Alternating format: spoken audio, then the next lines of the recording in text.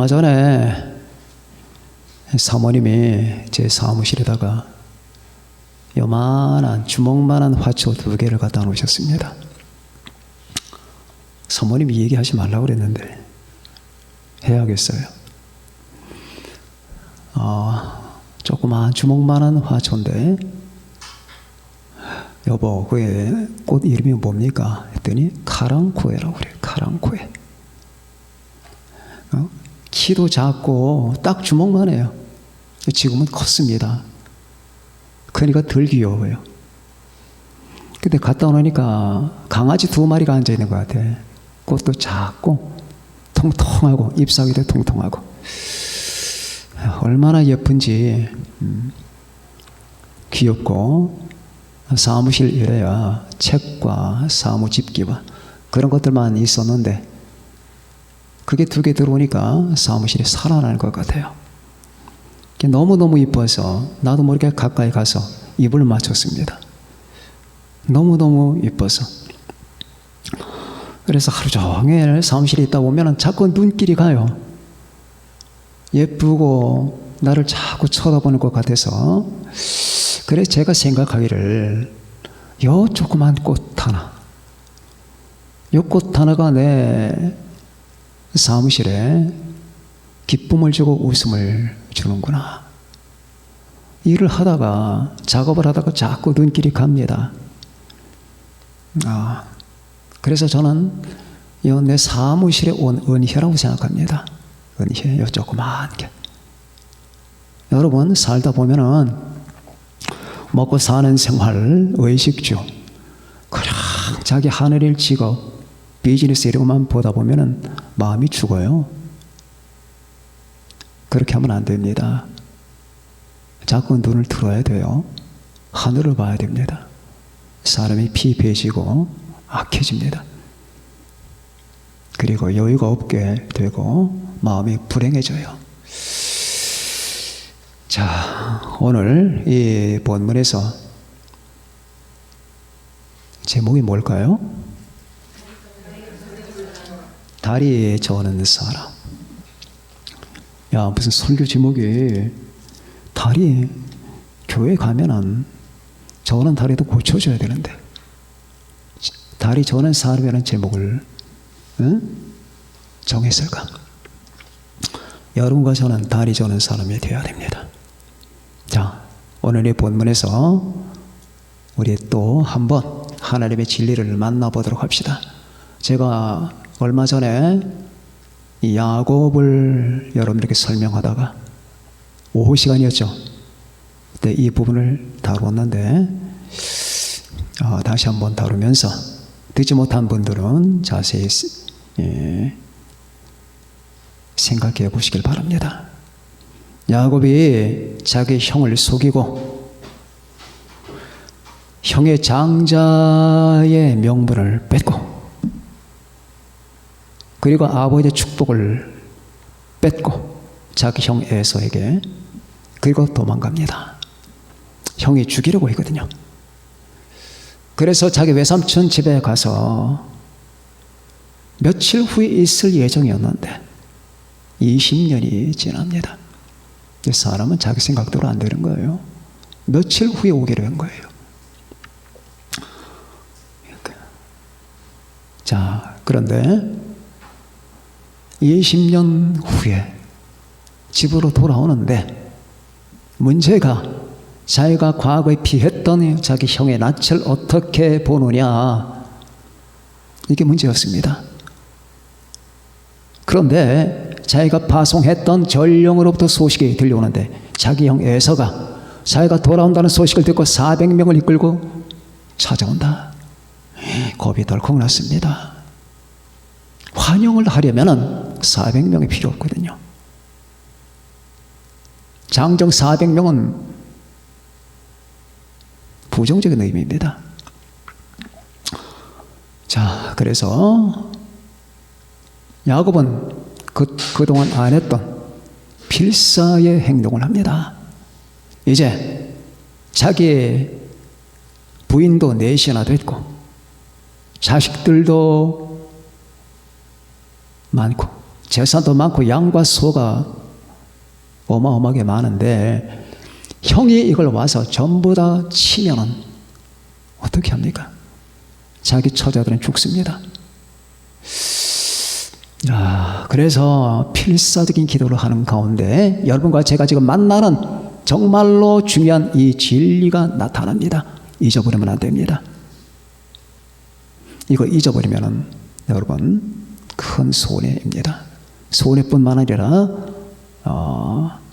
여러분에게 아픈 일이 당할지 모릅니다. 이 진리가 여러분에게 큰 은혜와 기쁨을 선사할 겁니다. 자, 거기서 이제 자기 식구들은 먼저 야복강을 건네고 자기는 혼자 남았습니다. 혼자 남았더니 혼자 남아보지 않은 사람은 무슨 말인지 모를 거예요. 우리 주변에 사람들이 많잖아요. 내 안에 남편이 있고 식구들이 있고 부모님 있고 자식들 다 있잖아요. 그러면 진리가 나타나요. 혼자 남게 돼요. 혼자 남았더니 그때 바로 하나님의 사자가 제2위 하나님이 지금 나타나십니다. 필사적으로 하나님 도와달라고 기도하는데 막 몸부림치며 기도하는데 손에 뭐가 잡혀요. 보니까 이상한 사람이 있습니다. 성경은 이걸 씨름이라고 합니다. 마틴 루터는 이 부분을 성경에서 가장 신비한 장면이라고 했습니다. 하나님이 잡힌 거예요. 자, 그러면서 막 살려달라고 도와달라고 하는 이것이 씨름처럼 보인 겁니다. 그리고 새벽이 됩니다. 새벽에 하나님의 사자가 내가 가야겠다. 손을 놔라. 안 놉니다. 당신이 내게 축복하지 않으면 안 가게 하겠습니다. 그래서 그 하나님의 사자는 질문합니다. 네 이름이 뭐냐? 야곱입니다. 자, 여기서 드디어 야곱입니다. 옛날에 아버지를 속일 때는 에서입니다 했죠. 기억나십니까?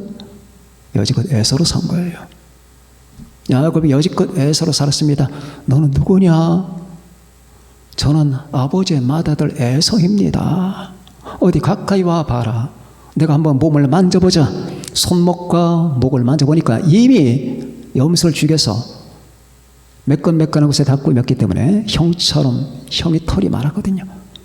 느껴졌습니다. 그때 아버지는 말합니다. 음성은 야곱의 음성인데 손은 에서의 손이다. 이게 문제예요. 여러분들이 음성은 겉과 속이 다르단 말입니다. 그러면 안 되지. 여러분들은 알고 있겠지만 신자들이 음성은 야곱의 음성인데 몸은 에서의 몸이라 그 말입니다. 그러니 어떻게 야곱이 빛 가운데 살 수 있겠습니까? 자, 그렇게 해서 이제는 내 이름을 이스라엘이라 하라 라고 합니다. 그런데 그가 떠나기 전에 당신의 이름을 내게 말해주세요. 어찌하여 내 이름을 묻느냐? 성자이신데 하나님인데 무슨 이름을 묻느냐? 그러면서 야곱의 허벅다리 관절을 칩니다. 그리고 허벅다리, 이 고관절에서 허벅다리까지 관절 쓰러집니다. 그리고 쩔뚝쩔뚝거립니다. 그리고 천사는 떠나갔고 그는 형을 만나러 가는데 어제와는 달리 다리를 절뚝절뚝거리면서 갔더라 라고 하는 이야기입니다. 자, 첫 번째, 하나님의 얼굴을 봐야 된다. 야곱은 그 지역을 보니엘이라고 했습니다. 하나님의 얼굴. 그는 과거에 하나님 얼굴 없이 살았어요. 여러분은 어떻습니까? 하나님의 얼굴을 보지 않고 살아가는 그 모든 삶은 다 어둠이에요. 네 이름이 무엇이냐? 저는 에서입니다. 아버지 맏아들 에서입니다. 그러면서 살아봤던 모든 삶, 그리고 외삼촌의 집에서 20년간 속임을 당하며 기만당하며 허비했던 모든 삶 속에는 태양이 없어요. 저는 믿으면서도 태양 없이 사는 수많은 사람을 봅니다. 이 땅의 크리스찬들이 과연 태양을 가지고 살까요? 이 땅의 크리스찬들의 그 영혼의 하늘에는 태양이 있을까요? 여러분은 과거에 그런 순간 없었습니까? 아무리 봐도 내 안에 태양이 없어요.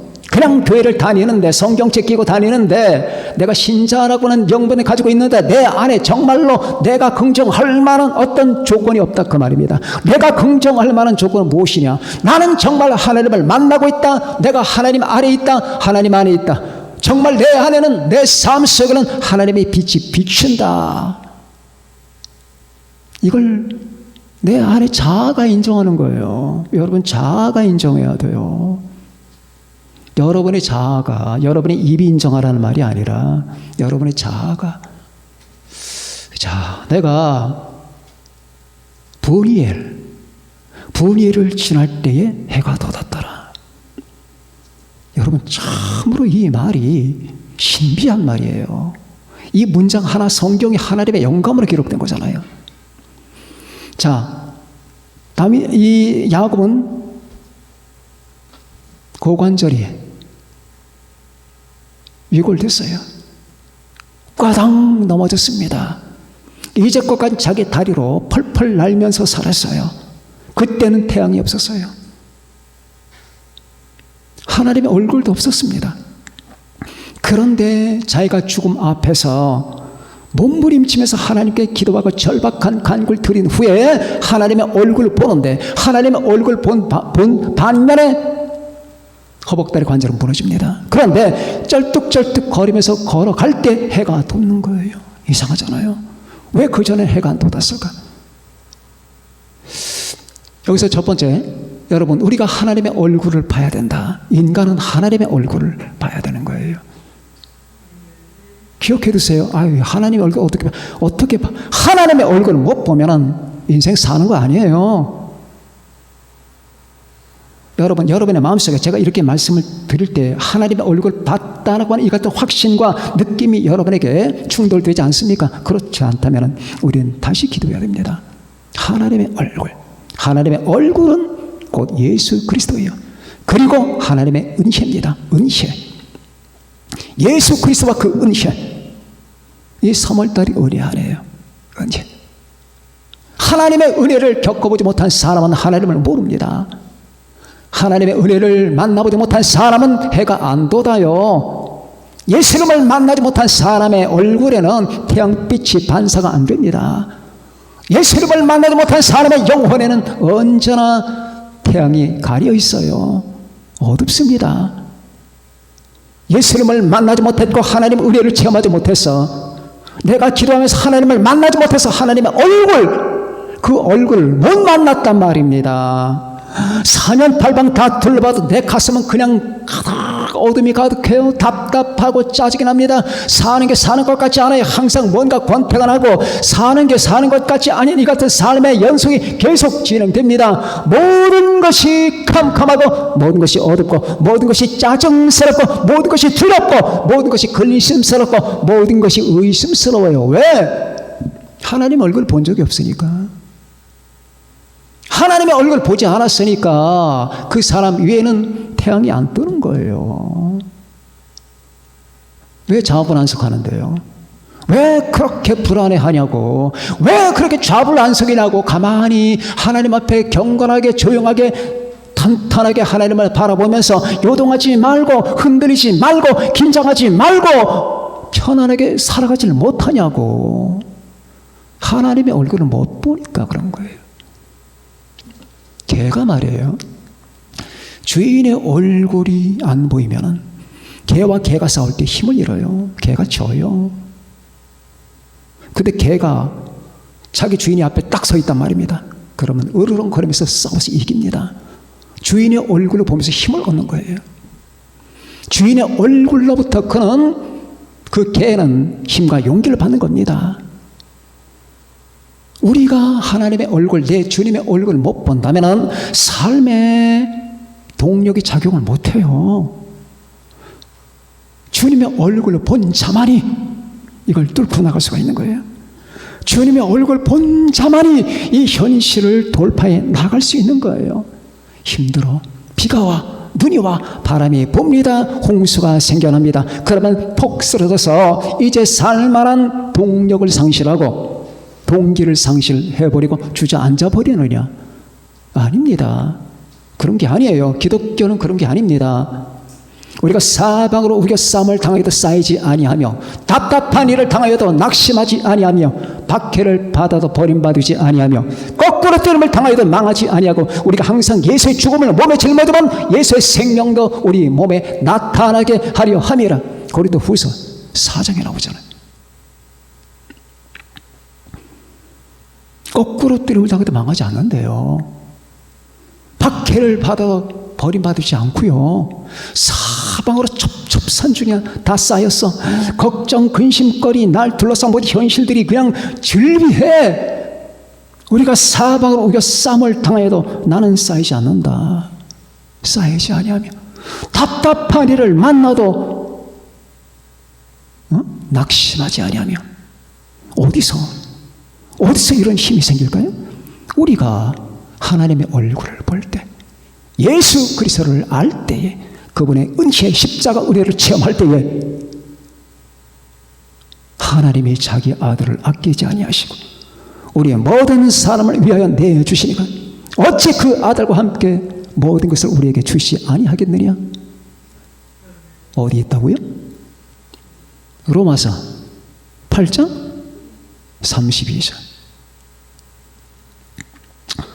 얼마 전에 이어령 교수가 세상을 떠나셨죠. 소천하셨습니다.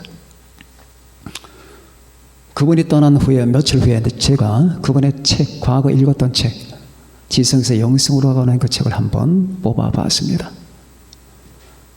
뽑아보니까 과거 제가 줄을 쳤던 형광펜을 그려놨던 글이 눈에 들어왔습니다. 그 글 속에 이런 문장이 있었습니다. 하나님이여, 내 가슴에 별 하나만 주소서.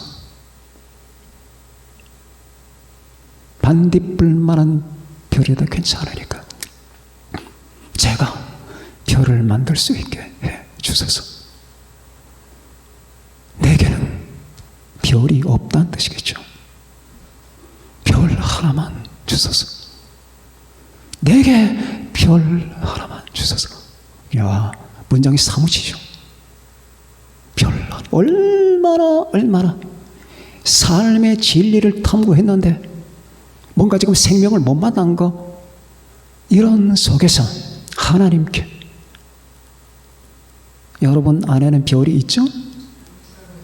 하나님이여, 내게 반딧불만한 것도 괜찮으니까 별 하나만 주세요. 별. 이게 무슨 말인지 아셔야 됩니다. 우리 젊은 친구들, 내 안에 별이 없으면 별 정도가 아니에요. 태양이 있는 거예요. 이 별 없으면 얼마 지나다 쓰러져요.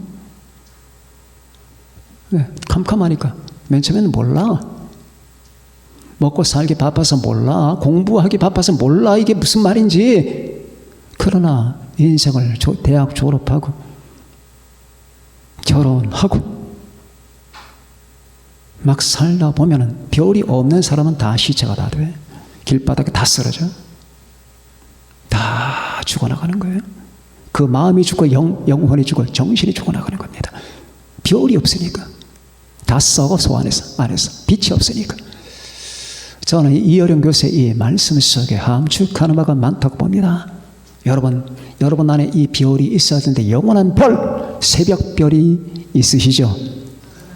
태양이 있습니다. 언제나 내 마음은 태양.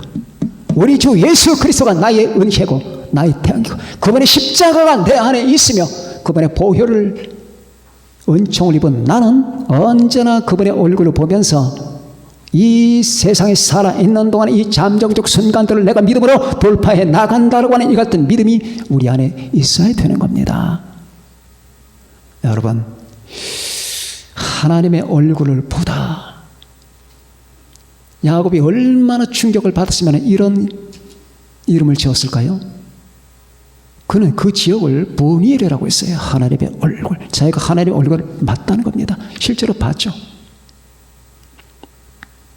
자, 하나님의 은혜 체험. 예수 그리스도 안에 있는 하나님의 은혜 체험. 여러분, 확실하게 하시는 여러분과 제가 됩시다.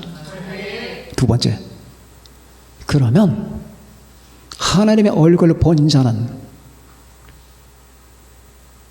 절름발이가 된다. 이걸 기억하셔야 돼요. 절름발이. 아이, 목사님, 절름발이도 교회 가서 다 고침받아야 되는데 제가 절름발이가 되다니요.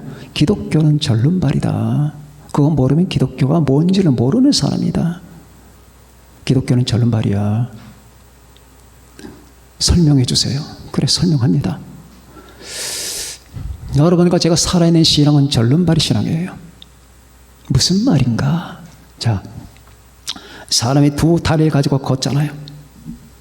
펄펄 뛰고 난립니다. 못할 게 없어요. 내 뜻, 내 의지대로 합니다. 자행자지하는 거예요. 내가 가고 싶은 데 가고, 내가 오고 싶은 대로 오고, 내가 앉고 싶으면 앉고 뛰고 싶으면 뛰고, 내 마음 누구도 날 제어하지 않습니다. 나는 내 것이고 나는 내 존재예요. 어떤 누구도 내게 터치하지 못합니다. 나는 나의 소유권이고 소유권 나한테 있다. 나는 나의 주인이다 해서 자행자지하는 겁니다. 두 다리 가지고 마음대로 뛰는 겁니다. 그래, 한번 뛰어봐라. 그렇게 뛴 세월이 바로 야곱이 이제까지 산 세월인데, 그 세월 동안에 그는 수많은 어려움을 겪었고 기만을 당했습니다. 그러나 하나님의 얼굴을 보는 순간에 다리 하나가 부러집니다. 기독교는 절름발이 종교예요. 뭐냐? 기억해두세요. 우리는 자율성의 사람들이 아니에요. 타율성의 사람이에요. 신율, 하나님의 의지에 따라 움직이는 사람이에요. 다리를 전다는 건 내 의지대로 이제는 살지 않는다는 얘기예요. 하나가 부러졌어요. 뭘 의지해야 되잖아요. 하나님을 의지하고 하나님의 뜻대로 사는 겁니다.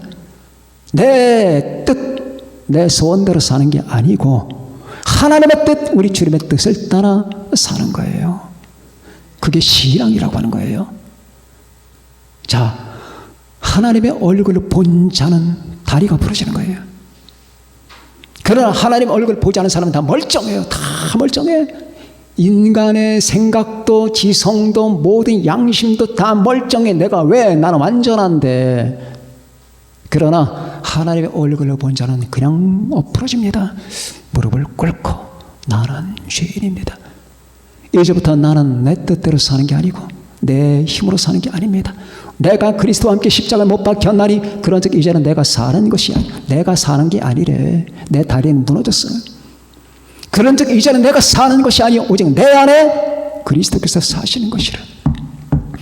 이제 내가 육체 가운데 사는 것은 나를 사랑하사 나를 위하여 자기 자신을 버리신 하나님의 아들을 믿는 믿음 안에서 사는 것이라. 내가 이제 살아있다면 그것은 내 두 다리 가지고 내 마음대로 자행자지하는 게 아니라 내 안에 그리 주님이 계시고 내가 그분을 믿는 믿음 안에서만 믿음의 지배를 받으면서 나는 살아가는 것뿐이다. 이제 믿는 자, 신앙자, 은혜 체험자가 되는 거예요.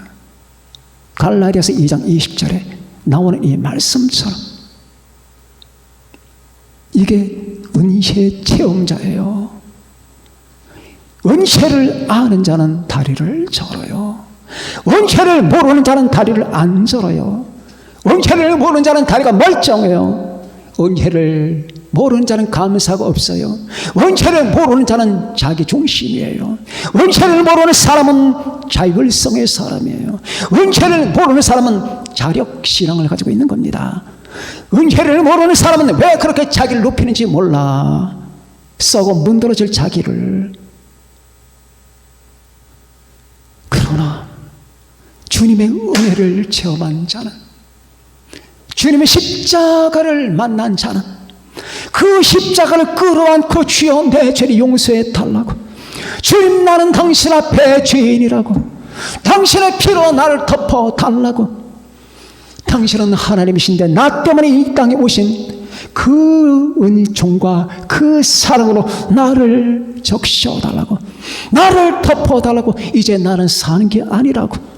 오직 당신만이 모든 것이라고. 나는 당신을 믿는 믿음처럼, 갈라디아서 2장 20절의 말씀처럼, 이제 내가 육체 가운데 사는 것은 나를 사랑하사 나를 위하여 자기 자신을 버리신 하나님의 아들을 믿는 믿음 안에서 사는 것일 뿐 그 외의 의미는 없다 라고 고백하는 자, 다리 저는 자예요. 믿습니까? 다리 저는 자. 내 다리는 이제 성하지 않다. 내 의지는 꺾였다. 나는 자율성의 사람이 아니다. 나는 주님의 뜻에 따라 내 원대로 마시고 아버지의 뜻대로 하옵소서. 그것이 여러분들에게 나타나잖아요. 여러분들이 임신을 했을 때 내 뱃속에 있는 아이가 불완전함에도 불구하고 다른 사람 같으면 자행자지했을 거예요. 처리해 주세요. 그런데 하나님의 뜻에 물었잖아요. 나는 낳겠습니다. 내 복중의 아이가 다운 증후군의 가능성이 있다는 의사의 보고를 받고서도 하나님께 맡깁니다. 낳겠습니다. 이게 뭡니까? 여러분 직장 선택할 때에 연봉 얘가 더 많아. 그런데도 불구하고 거기 가면은 내가 주님을 섬길 수가 없어. 늘 빠져야 돼, 주의를. 그러나 여기 가면은 항상 주의를 지킬 수 있는데 여기는 연봉이 작아. 그럼에도 불구하고 나는 이쪽으로 향하지 않고 이쪽으로 향할 수 있다는 이 모든 사실들이 의미하는 건 여러분과 제가 자율성의 사람이 되지 않고 하나님 은혜의 사람이 됐다는 거예요. 믿음의 사람이 됐다는 겁니다. 바울은 그렇게 다리가 부러졌습니다. 베드로도 갈릴리 바다가에서 그물을 던지면서 자행자지하던 사람이 예수님을 만난 이후로 다리가 부러집니다.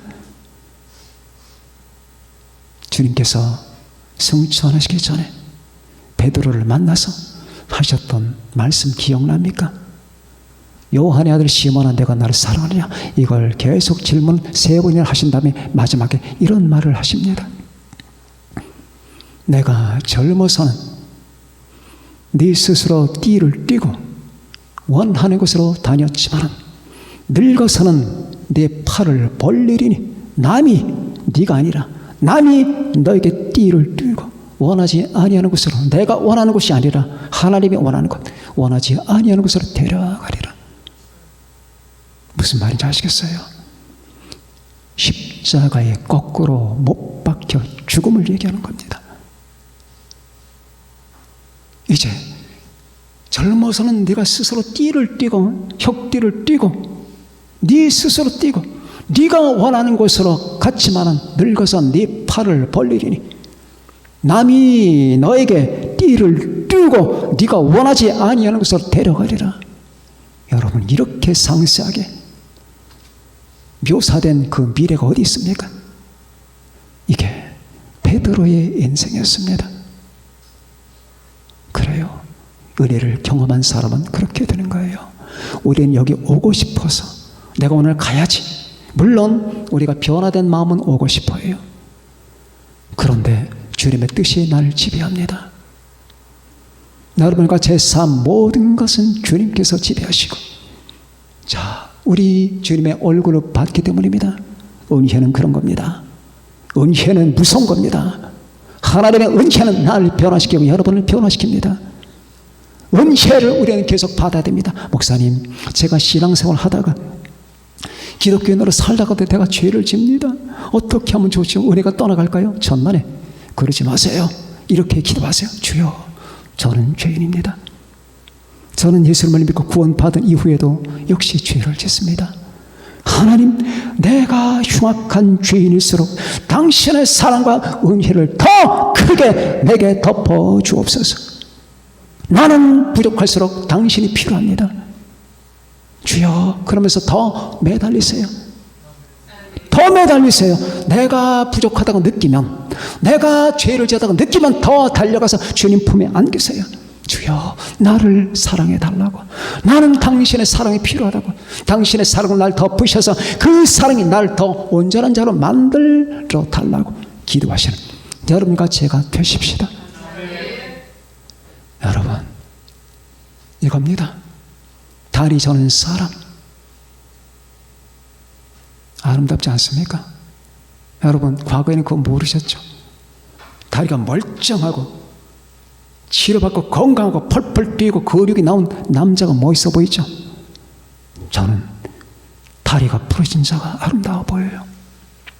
무릎 꿇은 자가, 고개를 숙이지 못하는 자가 아름다워 보입니다. 우리 하나님의 은혜 속에서 더욱 은혜가 빚은 자, 은혜가 만든 자, 하나님의 사랑이 만든 자 되십시다. 은혜는 그거예요. 받을 만한 자격이 없는 자에게 주어지는 사랑. 사랑은 말이에요. 당신이 나를 사랑하기 때문에 나도 당신을 사랑합니다. 그럴 수가 있어요. 근데 기독교의 사랑은 그게 아니에요. 받을 자격이 없는 자에게 주어지는 사랑. 더 나아가 받아서는 안 되는 자에게 주어지는 사랑. 이게 은혜입니다. 그 은혜는 예수 그리스도로 말미암아 우리에게 쏟아진 겁니다. 예수 그리스도 안에 그 은혜가 있습니다. 그 사랑 안에서 이 세상 모든 것들이 여러분을 끊어내지 못할 겁니다. 우리 모두 은혜의 사람이 됩시다. 은혜가 덮어버린 사람이 됩시다. 은혜 속에서 이루어지는 사람들이 모두 되시기를 예수님의 이름으로 축원합니다.